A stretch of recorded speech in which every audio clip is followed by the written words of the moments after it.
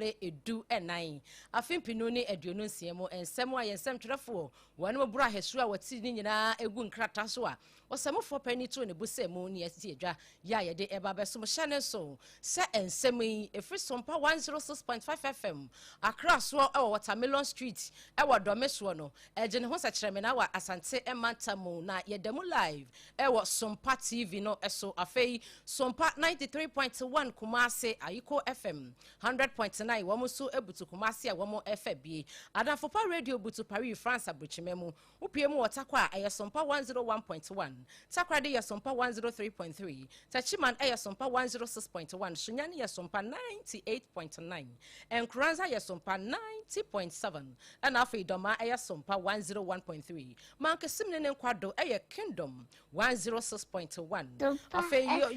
wamo ebutu Keneshi etebi Kenesh Eban Radio Doma ahinkro wamu tebi ewo Doma FM 100.7 udiko da no woti yenka ewo so Sompa Facebook no Yedemu Live Sompa 106.5 FM Accra YouTube no so Sompa FM Live www.sompaonline.com your website here yesemufo peni oru atabu atia dama we kwitire nsemu nyina potokasemu brofo wode akogu afoforo bi ka ho obetumi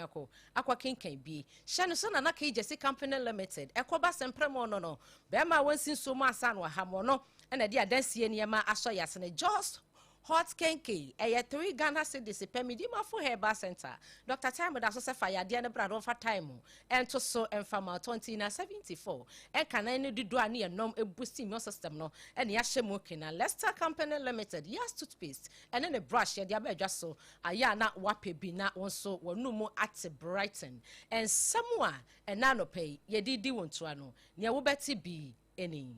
Ghana man penny, ebedi echre diato. Wono mu a identity ma afoforo no anim se womfa ne ahunta dodo na ahuniye emra na aboama daache no etimi agina brane amane ekọ ede ama adehia wonom etimi ka wo ho bomu a eyeye ewo mayim opani a wakasa yi eye emrahye bedwani de ma adehia wonom ewo waleware wo kiremu se ehu behia pa se eyaso ya wonom hwa mabuno eso ewo mayim no wo mode ne ma papa bi ebegu akwan mu Ghana sesiye yede EV charges aba na no wo mbuza se 11 na yasen adana ni nu ana ene tie na kase mu bete opani a wono so ekase upiemo ewodumja ajumaku nu a wo yepani wo mpa wode atu ja kire mu se de Ghana fo bi sebi odumja ajumaku no wo mo baye wo madwumu a yetimi efa so display wono mo no yenhwe bibi eye wo ho na no Atlanta US abrochimamu ehweafo bi ana wo mote basim ntokwasim ekwawie no ne na ani ho bai abamu abodi mfinhye dumiru no woka ho woti nananom nsedo ensembe na efire kire abusia ensembe bi eka yenim ho ene anano pay enuanom beno yesi adwa ya yede esom wo hye no so ese empanisa akoko bidie wo hoi ya no animadeche na so brane brano no otie free onini ano midin ABENA BADU ADEPA kofi menembra triple mai AGYA APPIAH APAM DADAA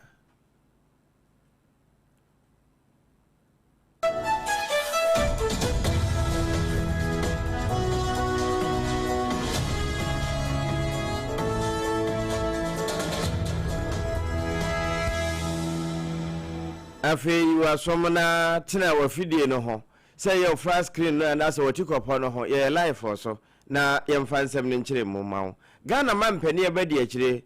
Her Excellency Je Nana Opoku Agima Wabenfo wono na akasa ede akire wono ma identity e ma afoforo nso identity kokoma wo mo a ewase no ensutimi pagye bie no wo ka cha wo mo se wo mo mfa de ehunta emra nwewura adesua nwomanom se de be na wono mo nso agentete no wo mbenya daache papa bi atimi agina so sansem nyina da adwa bra na enura wo mo bodwa kese ewie wo mhwe na nonyam ewo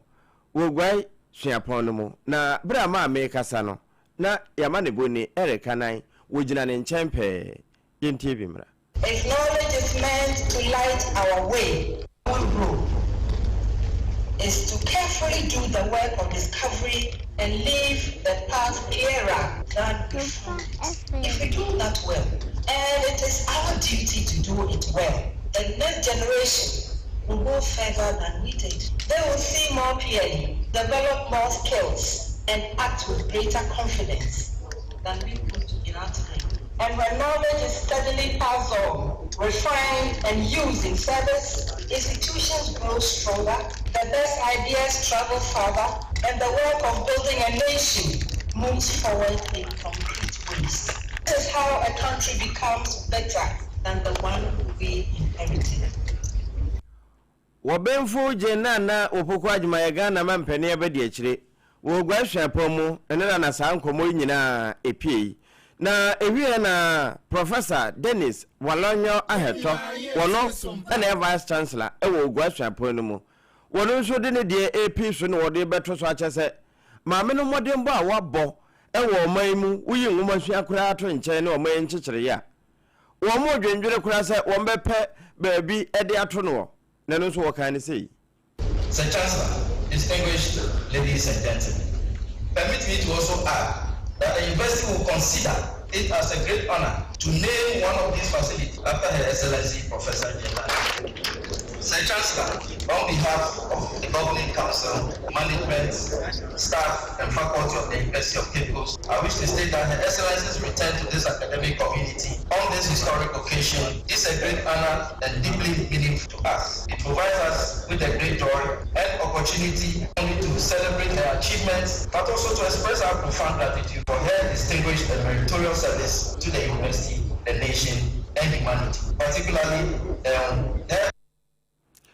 Penny Professor Dennis Walonyo Aheto, one Vice Chancellor, Edema University of Cape Coast, Eric Anai, and the Maya Sakamanbui. Wa ensamfo from no pania wono wasi adehia wonom ewa wale abato empesua so meche wo mrahye bedwani ononyafo Mahamatia Abdul Kabiru wono ene de kokobo ekwama empanimfo asebi wonom ewa district assembly ahodomo wo kiremu sei enwumako be semiensa ye no no ewo man mu ani nyina eye aban nwumako ebinso eye ahye ya wonom ehwe emebuno afem eso no wo kiremu se National Youth Authority ena afa Youth Empowerment Agency no na ebio asya wamo ehwe emebuno ene wonyi ediemo ensam so no wamo nyina nya pempenso na nkro no wonka wo homom wasesa district common fund eno no eya aban no release ede ko ekurosini bia mu afa ekurokuma no de ka ho no wanu mu se wamo ebetumi asomu yie emebuno ewo ho no mu ayenya adwuma nye enti ne sai sika nkakra na ya na aban no ede ba no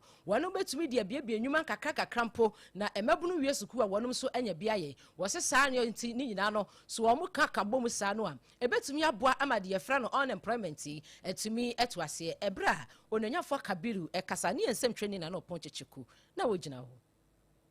Specifically, Section 17.3 of the Act 939 and Section 23C of Act 887 mandates that 5% of the District Assembly Common Fund be allocated to the National Youth Authority and 10% to the YA annually, subject to the formula approved by Parliament under Article 252 of the Constitution. Mr. Speaker, this was to generate predictable and adequate funding to enable these institutions to perform their mandate effectively. Mr. Speaker, the current government has outlined a roadmap to operationalize its youth development and employment strategy as outlined in the NDC manifesto for 2024, primarily through the establishment of its first ever new Ministry for Youth Development and Empowerment. This is also to build on key intervention and previous government through youth entrepreneurship and skill development with the intervention of various governments with the National Apprenticeship Program and Ejumawura Initiative. These youth-based initiatives are driven by institutions such as the NYA, YEA, and the National Entrepreneurship and Innovation Program.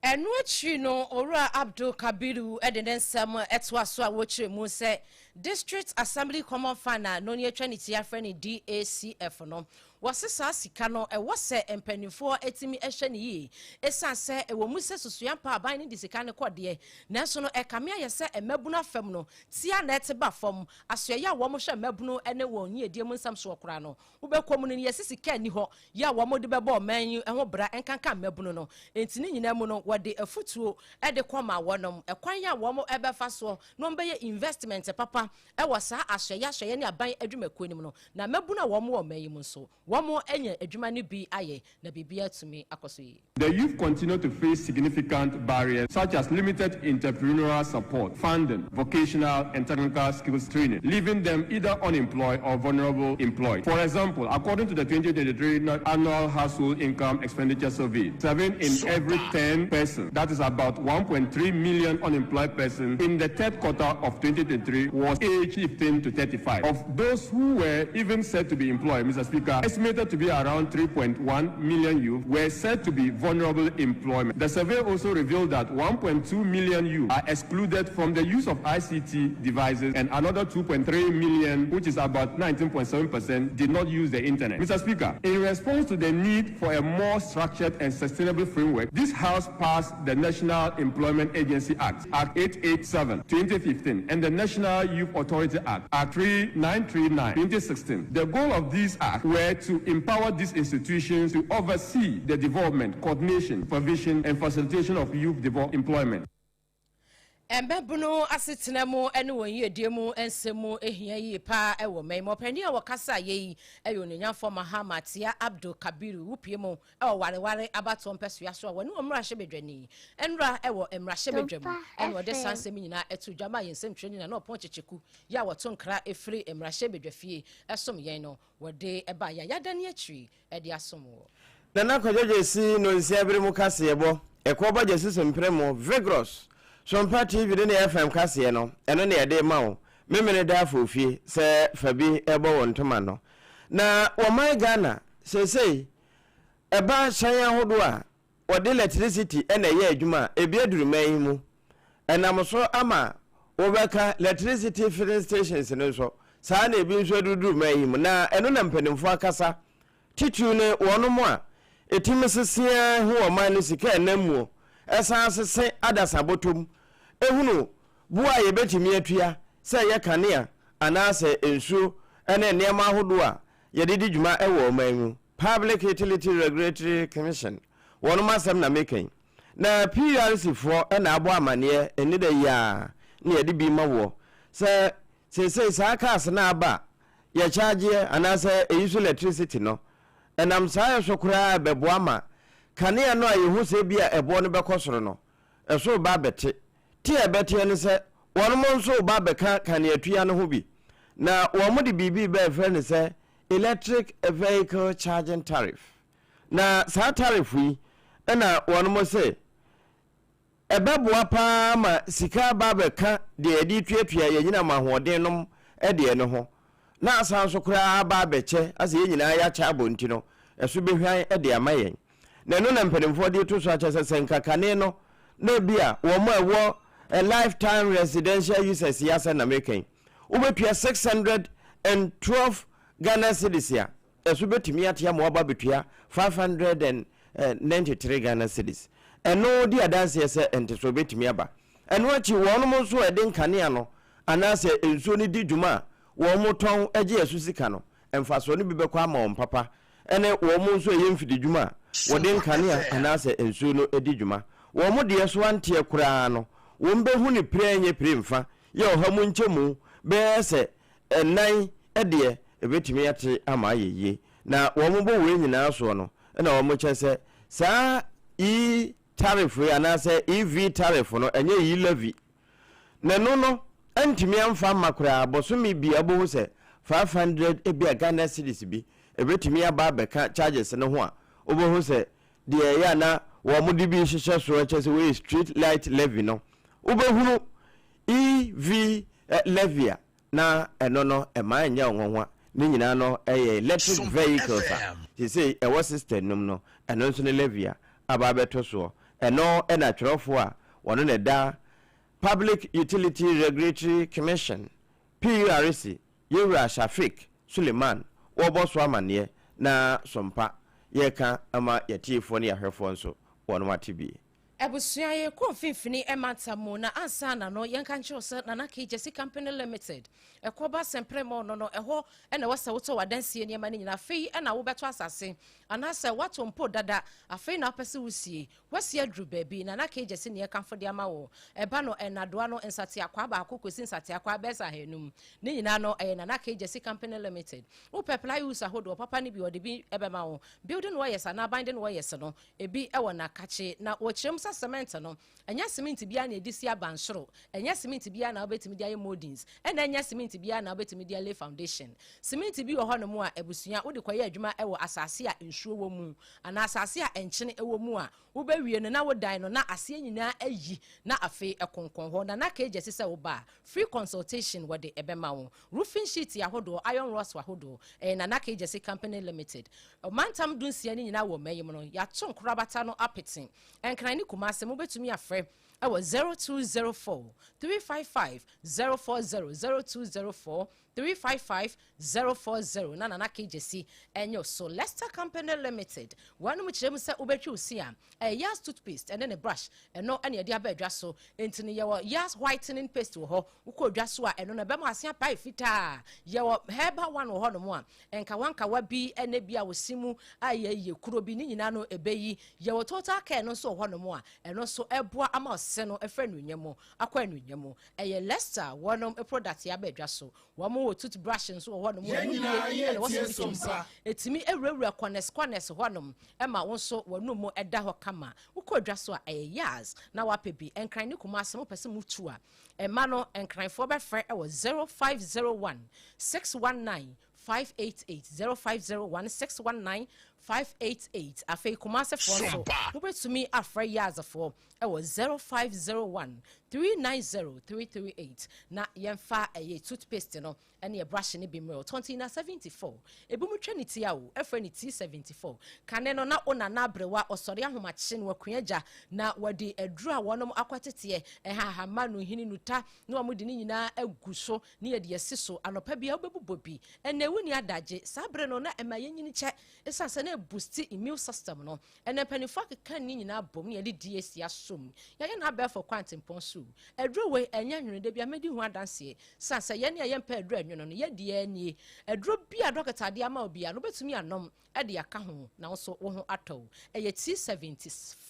T74 ukobia ya yeto edru bia ubodini a ye bema obi akwada wonya mfinhia dumienu edre unum bi uyoba penfo na oba o ma akwada no fo yesra wonka ho ye ne aya ka nyina no ye betumi ato bi anom upeni doso promo to ankran okeshi draglin ye de akogu honom afi kumase Ashtown kwalena keba ho ehonso obenya ni doso promo etu 0246 073 498 ana 0501 628 931 na Totina for enyo so yet wa ensam no eso ewo ensam foforo mu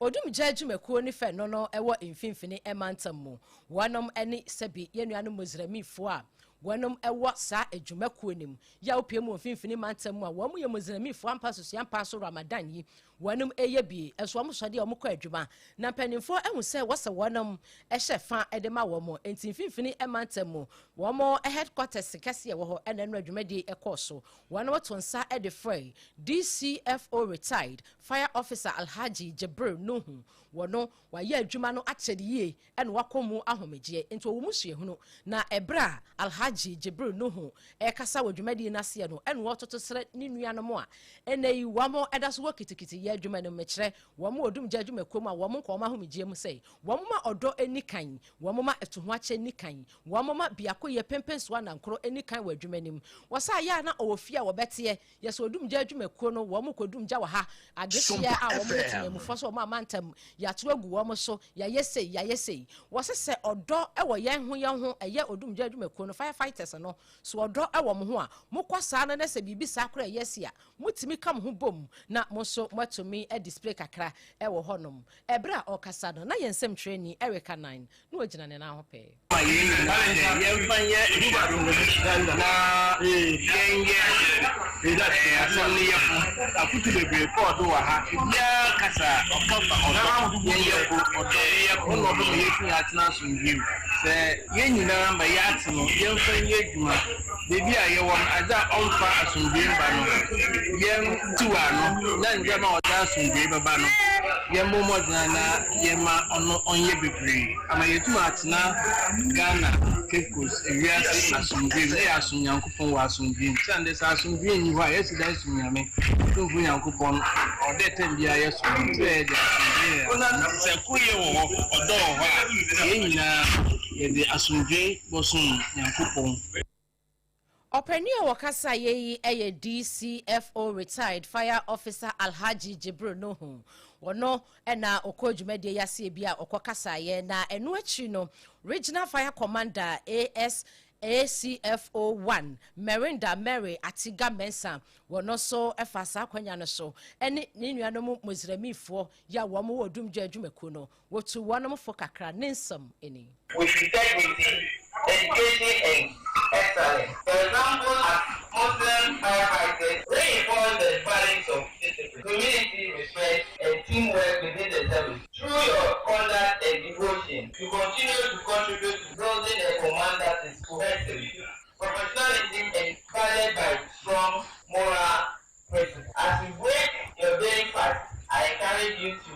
continue praying for peace, safety, and progress for our nation, and for continued strength for all personnel in our Muslim brothers around the world in the service as we work together to fulfill our mandate. Openia wono so kasa yeyi odum djadwumeku ne fe no ewo mfimfini emantamu wonom regional fire commander ACFO 1 Merinda Mary Atiga Mensa wono ene ekasa yeyi ne kasa no echi no chief imam ya wono owo commander edina egwafo ebrim Sheikh Yaya Receive Abdul Rahman wono so efasa kwanya no so ene adehia wonom etwehia etwetwen komo kakra wono so nensam eni Chiruya wawai unwana wonyim chiruya ne shira na mposo a owo ande a orka chende ya 21 days wo chiruya mwaka 9 days na chiruya bako ne yeyi swa no musu osanda Ramadan roko osanda won wasase wonyim kwa a wo chire no wonyim ne yeyi manyakopon wo de ba ma hon but say nyima wiye ma ka won contentam ne won wiye na san wo chire na kedi we di ban na no wonno me ni mom se enyim inshira na mposo a owuma mbiri biara orifi mu Ramadan ne mu no wa anta tahzan na wa kuma nyina wo kra nyina wo rusu ade nti na Ramadan oroko ne da mo wonti Yankopon o ma ye nyina ye nyanta ase de aza ofro no Ramadan aza ofro no chiruya no ono Yankopon na otuya wo kawa komsheni Muhammad sallallahu alaihi wasallam wa ma ya nyanta ase de obi anyo a wo cha de sen Yankopon de Yankopon pedo oba chenyen akotua o Ramadan mo a na ono Yankopon obuma bum bum bum bum na odema obi a wa ye chiruya enti no se utimi ye chiruya na wo ye ni yie na adwuma a wo ye so man bapa no wo ye ni yie na aranso ajompai ni nyina akoma Nyankopon na inhira no aba bum bum bum bum chief imam ya wo edina egwafo ebrim KEA Sheikh Yaya Shahif Abdul Rahman wono ena ekopiemo ewodwumade yi asibia yensem twani erekanan eto ni sembi edesom yen National Coordinator Edema National Recreational Wellness Program Mame Betty Cropsy wono ena akasei mensa kanede ho batampase emre bi wo ho a ehye se ema amfa ho se ya nkurankura adwuma abanyuma ana se ba amanyosemu anempo adwene famu a ema homu nche mo aduasade ewo se yetie firi won ho na no wo che se ewo mu se omayimu ene emamu mu no ema wo mu de nanso sade emrane ka se ohomu nche mo aduasa no enurisa ne se honte wo ka wo mo eka bi eba mu nyina no emfa wo ho nyimu yi se de be na samra no ye de be ye adwuma kwa akosi ase ama ohomu nche mu no a emrane hye no se koba se wo mo edi gu nsane ani a yetimi anya ne sa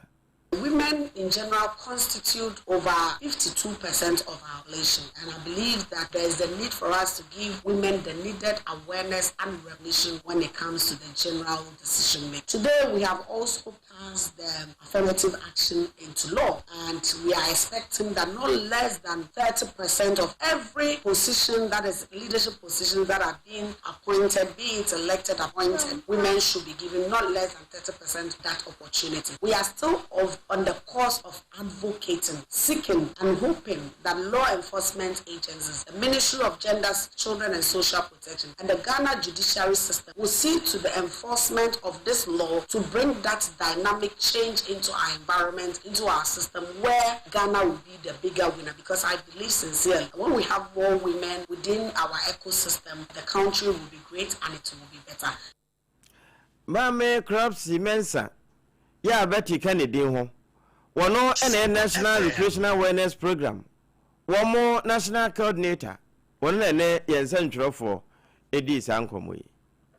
Ebusia na ye kai wo se medima for Herbal Center Dr. Time da so no wo se yade no aye krankro na chese chronic no obetu ase enti no kona kache a wono the time na ye adwuma or the time beto yade ne so stroke ye nwedwe me patwa aju di hie bi aboso ontumi nko waye kukurumi jame montami nkosi awiem eye Dr. Time da so ene wo se mu pagya no ekoto na kache na o kire mu sei said ye the time ye adwuma no odi bibia ebegu akwemu sisi yade di mu odene afei diabetes ese yade prostate mun sense mema no aya na eye ni na ye hye mo catheter na chese de rubber no eto mo be me mo Dr. Time da so pe na bibia akoyie e de amamo na wo so mema sem no etimi asipi esita ema no eye liver mun sensem afei wo kidney no wo sabo no ni nyina ho adwuma Dr. Time da so eye infertility oba ne be ma ni nyina no ena nya ba kwa na ibe kase wo ye boni be ma bi nso ho no mu a ye so oye sa adwe na e kire se wo enyeyi wo Dr. Time da so a wonu yiri nyina monko na wonye hwehwemu ne mam no fa time ento so na monya bebi ngenge ni bi ento mo nice so typhoid no Dr. Time da so bra na ontenete yade bia obetu ase pokwa se mayira e won kran ha kona yade no enwra kumase ebua kwa agogo wone agogo government school na ewo ho no ene din hwani mu wo so obedi kan agogo yade na ma no wi yade na nkasa adwane na murumu milika eye Dr. Time da so 0244774282 ana 0500727215 udima for ene ehwa just hot kenke eya 3 Ghana cedis pe enemy mini womo wade womo to mbadin womo waye eya just hot kenke ene wo so de serve ahwoho ema uhu se ahwoho a womo ba ye no womo ani ma ye sere dokunu a de bedi udwuma no hunu se ye just hot kenke say dokunu bi wonu e kafunum dokunu bi wonu ma wudi a ukofia yembe ye oyasa entini just de mo amoto dokunu eton ni nyina no enkan dokunu papa ya se obreso no mo betu akwakoton eye 3 Ghana cedis pe na wakwakoton na ebuo bi apeso deje esoso ye wo Accra ha se ya dome commercial bank nechi ena obehu yen frempanyfo 0256 068 832 0256 068-832 na just for enyo so enyume kwada menti yesro twen ensima ye basese ya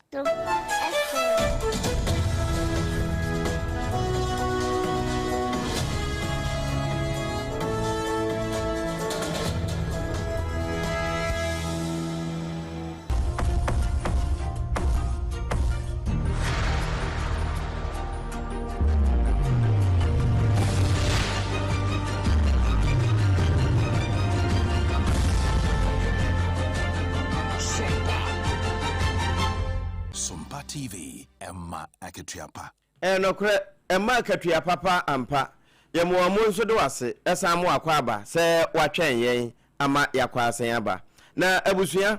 ma yenwuram ewo Atlanta eno ewo US abrochimemu. Eno nso suku a mede wo kom no. Middle school. Ha yanka beka se JHS bia. Mason Creek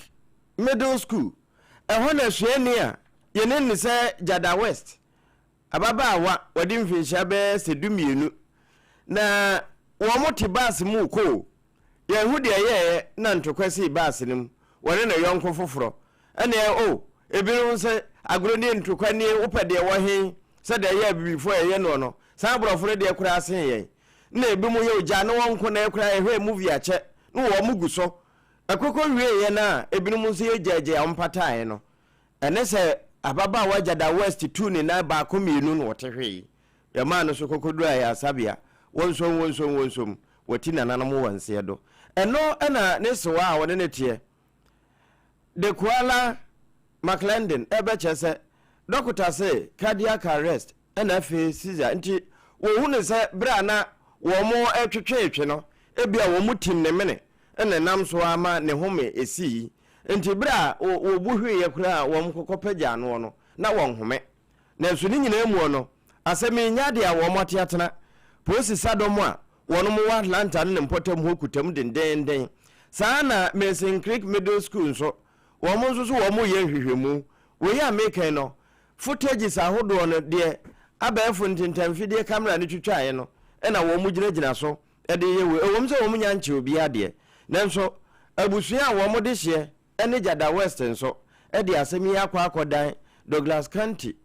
emrenimfo e wo ho attorney office no se wo mu ne akire ma won se de ebesi bia no so mpaka se aha ne ye boso na ye nso ne ebekirem e de akire wo Ebusia yenyina Gada West de yi so na no sia bremu kase a ye di free sompa atra ye kase mu wankran ya wo hye yen e wo sompa TV afei sompa 93.1 Kumase Ayiko FM 100.9 Adafo Radio Paris France Abotile Sakwa sompa 101.1 Sakwa de sompa 103.3 Techiman sompa 106.1 Sunyane sompa 98.9 Enkranza sompa 90.7 Doma sompa 101.3 Eni markesim nen kwado aye Kingdom 106.1 udi koda no wote yenka ewo so Kenesh Eba Radio so FB Doma 100.7 eso abutu Doma hinkro Facebook no ye demo live enen semwa ye di wonto ano na ebi enese Ghana mampani abedi akire agye abode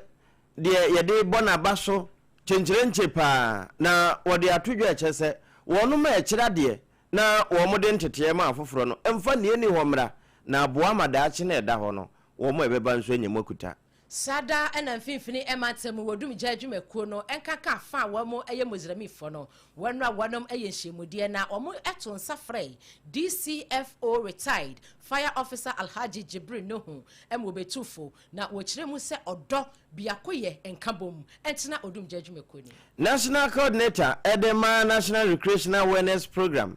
ma mebeti mensa se affirmative action law no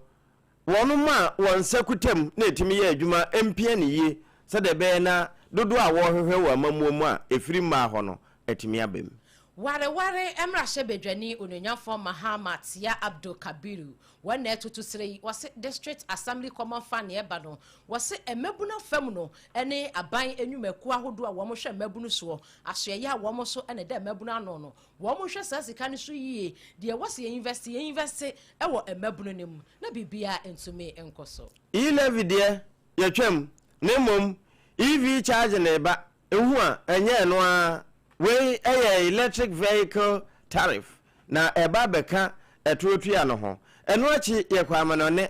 abayo jada west watina nanu wonse do Atlanta na ye ntokwa bullying ya ye kwaso sukuu mu no nenso emrenimfo aso asemu a posifo nso hwehwemu ekoso asedan koma na KJC company limited ekoba sempremo no wono ene dia dansie so ya senetina na ye no sia bremu kase a ya to di na KJC no sia bremu kase Leicester company limited was a yas toothpaste ene ne brush eno ne was udi chusie 2074 ebi mu twaniti ya efreni T74 eye dido ene ye DAC ya som e boost immune system no enso na ni ye colorless na kire se edro na ni na ti sensu aya no apebi enya nwono na aboa ni pedua medima for herbal center Dr. Time da so fire de ne bra no for time ento so informal just what kenke aya 3 Ghana so the sepe aya no akwa tubi akoton dwumade bia so wetumi apebi na ye de bi abrɛw apesimaka de hia ena no pe ye je penny ni esi adwa ema Augustine adama opagya yen frifia ha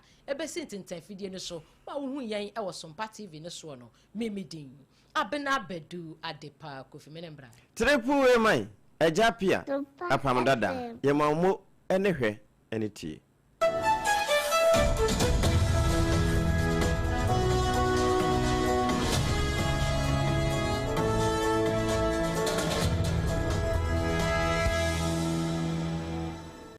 Munde dinam se menya foreign call. Hello.